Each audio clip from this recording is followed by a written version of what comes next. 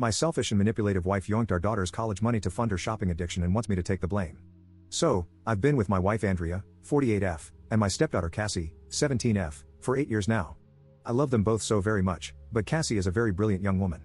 Recognizing her potential, Andrea and I decided to put together a college fund for Cassie so she wouldn't be crushed by student loans, and over the years, it has amounted to over $200,000. Cassie is aware of this and is banking on it since she's trying to get into an Ivy League school. To make a long story short, last week, I found out that almost $170,000 was missing from the account. I freaked the flop out and asked Andrea if she knew anything about it. She teared up almost immediately and said that she had been spending the money over the years to fund her shopping habits. I was furious, but I also had a moment of clarity. I browsed these subs enough to know that an affair was possible, so I asked her if she was having one. She adamantly denied it, and offered any proof I needed, such as her social media accounts, emails, her work phone, everything, and she offered to show me the receipts as well. There was nothing that popped out as suspicious, and the math from the receipts added up as well, so I let it go, but we still had the major problem of the money being gone. She described herself as a shopping addict, and that the money from Cassie's account was just too tempting not to use. She didn't make excuses, but offered no solutions. As stated before, I was beyond furious. She ruined Cassie's chances of going to college debt-free and has changed the trajectory of her entire life. I asked her to stay with her sister while I tried to figure this out. Cassie was concerned about why she was leaving, but we just said we needed a little bit of space. I asked Andrea to come back home yesterday, and we had an extremely long discussion about how to handle this. At one point while I was speaking, she cut me off and asked me for a favor. She asked if I could take the fall for her. For context, she and Cassie don't get along for a variety of reasons, and knowing how independent Cassie is, she will probably leave right after college if not during. On the other hand, Cassie and I get along very well, and she comes to me for a lot of her issues. Andrea fears this will permanently drive Cassie away, and she doesn't want to lose her. I told her that before we even talk about that, she needed to acknowledge her mistake and own it. She needed to go to individual therapy, we needed couples counseling, and she needed to find a shopaholic support group, and I would be controlling all of our finances from now on. She said those terms were steep but fair.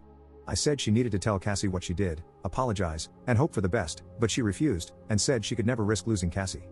She insisted that I could survive the mistake, but she couldn't. I told her that in order to even consider me taking the fall, she needs to agree to my terms. Now I'm stuck, and I don't know what the hell to do. The last thing I want to do is lie to Cassie, but I don't want Andrea and Cassie to split up forever either, and the worst part about this entire thing is that Cassie's life is ruined either way. I don't know how to replenish the money other than maybe borrowing from my own retirement fund. I know that divorce is always an option, but I love Andrea despite her mistakes, and dating at age 52 is next to impossible. Update 1. I want to start by thanking everyone who replied to me in the original post. You all showed me tough love, and I truly appreciate that. I won't be staying with Andrea, she's lied and manipulated me and Cassie for far too long for me to stay with her. The fact that she stole from me, Cassie, and Cassie's grandparents, as they funded a good portion of the college fund themselves, makes this as close to unforgivable as it gets. The most wronged party here is Cassie, since she has an amazing future ahead of her, and I refuse to let her future go to waste because her mom made such selfish choices. After I made the original post, I talked with Andrea deep into the night. She went back and forth with me on admitting to Cassie about what she did. She suggested that she, or even both of us, could get loans to take care of the money. I insisted that she had a problem and needed to make amends, which was a talking point from here. When I threatened her with divorce, she agreed to tell Cassie, so long as I didn't divorce her, so I guess she's afraid of losing everything. That afternoon, we sat Cassie down and told her the facts. She thought we were just kidding at first, but when she realized we weren't, she got extremely upset. I'll spare you the details, but she and Andrea got into an extremely loud and vicious shouting match. Cassie called her some truly awful names, and Andrea, while she didn't curse at her, tried to defend herself but started getting angry at the names she was being called. They were so loud that the neighbors called the police, and I had to awkwardly explain the situation to them while hoping they didn't think I was some kind of wife beater. Cassie told Andrea that she never wanted to speak to her again and that she never wanted a dime of her money, then stormed off. At this point, I asked Andrea to stay with her sister indefinitely while we give Cassie and me some space. She didn't want to go, and fought with me to stay, but I told her that Cassie and I needed time apart from her. So, she packed her stuff and went to her sister's house. As for Cassie, she went to her room and locked the door. She let me in after I told her that her mother had left. She cried in my arms and expressed that her future was now ruined, but I told her it wasn't, and that I would cover her college from my retirement funds, and that I would make it right. She doesn't exactly know what a 401k is yet, but she told me that she doesn't want me to work until I'm 90 like the people at Walmart just because of her. I just told her she's worth it, and that you do stupid things for the people you love. She said that she would start looking for scholarships and maybe other schools where she could get a full ride since she has excellent grades and extracurriculars. I then admitted that Andrea wanted me to take the fall for her, and that I had considered it, but I came to my senses. She got upset with me and told me that would have been the stupidest thing I could have ever done. She said she wouldn't have believed I did it anyway, and it only would have made her more upset at her mother. She told me that she doesn't blame me and that she's not mad at me for the money being gone, but she is mad that I'd want to cover for her mother. I apologized for that, and we talked and cuddled for a while longer before calling it a night. The next morning, I got a call from Andrea's parents asking if the story was true. Cassie had told them the story, and they were calling to confirm. I had the voice recordings and bank statements to prove it, so I told them the entire truth. They were livid, but begged me not to leave Andrea for this and to try and help her through her addiction. I told them I wasn't sure about that yet and hung up. A while later, my parents called and asked me about it, and I confirmed. They were probably more mad than Cassie was, all things considered, and they're threatening to press charges. I told them to calm down and that I would handle it. Cassie is doing okay, although she's still a little shell-shocked, but she seems to be taking it as well as one could hope for. I made her pancakes this morning, and that seemed to brighten her mood a bit. I asked her if she wanted to do therapy, and while she said she'll think about it, I for one, will definitely be doing therapy for myself. As for Andrea, she has been calling to talk, but I'm just letting it ring, so she's leaving voicemail. She's offering anything to right her wrongs, such as money, bedroom intimacy, favors, you name it, but it's not going to work. I feel horrible for Cassie, especially so close to Christmas. I think I'm going to get her some concert tickets to her favorite artist.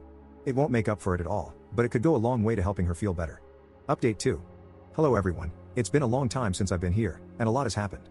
Truth be told, I haven't had the time to post an update here, but I finally have a quiet moment to give you an update. First, I want to thank everyone here for helping me at such a pivotal time in my life. After rereading my original threads, I can't believe how indecisive and weak I came off in them. The prospect of my marriage ending and ending up alone really kind of shook me to my core, and thus made me come off that way. I started therapy, and it made me realize that being single wasn't the worst thing that could happen to me. In fact, I've turned my loneliness into solitude and have taken the time to work on myself. And if that last sentence didn't tip you off, then let me be the first to tell you that I'm single now. Me and Andrea are legally separated and currently in divorce mediation. Unfortunately, Andrea is still very much in denial, and is trying everything she can to get me back, including delaying the divorce as much as possible so that we can work on our marriage. She claims that she's begun seeing a therapist who's helped her see the problem she has, and has started her path to recovery. I don't know if I buy it, but I told her it's a good thing if it's true. She has also apologized to my parents, hers, and her late husband's parents for what she's done and offered to pay back the money. They've all forgiven her but are keeping her at arm's length, and she's been desperate to reconnect with Cassie, but Cassie has kept her word and decided to never speak to her mother again, or at least until she's ready to. Andrea's wealthy friends, whom she was so desperate to impress, have been around our house, offering their help. They may be nosy busybodies, but they were very nice to me and Cassie in the immediate aftermath of Andrea's betrayal. They offered everything from a shoulder to cry on, to baked goods, to spa dates. I only ever really took them up on the baked goods because I will never turn down homemade lemon bars and cookies.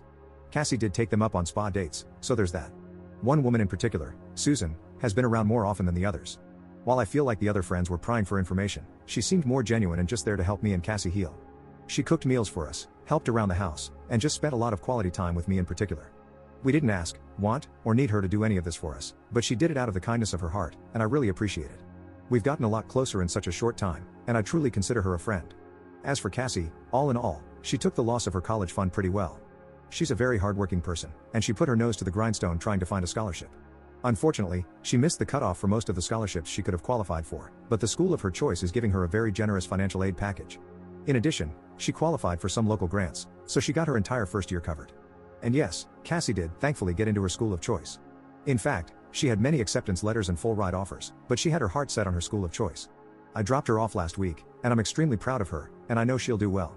I'm an empty nester now, all alone in this big house, and the silence is deafening, but Susan has been around to keep me company, and I've taken up bike riding as a hobby.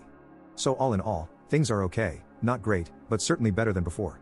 The divorce will hopefully be finalized in the next few months, and I can finally move on with my life, but the most important thing is that Cassie is fulfilling her dreams and potential, and I couldn't be happier about that.